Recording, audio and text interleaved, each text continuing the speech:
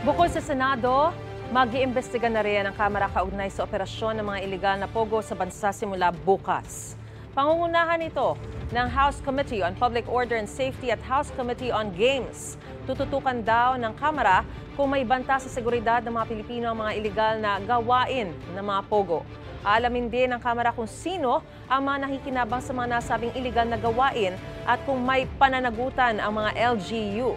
Ilan sa mga inimbitahan ng Kamara sa pagdinig ang PAGCOR na nagre-regulate sa mga pogo. Gayon din ang ilang law enforcement agencies pati grupo ng mga lungsod at munisipalidad sa bansa. Mga kapuso, para una ka sa mga balita, mag-subscribe sa GMA Integrated News sa YouTube. Sa mga kapuso abroad, subaybayan niyo po kami sa GMA Pinoy TV at sa www.gmanews.tv.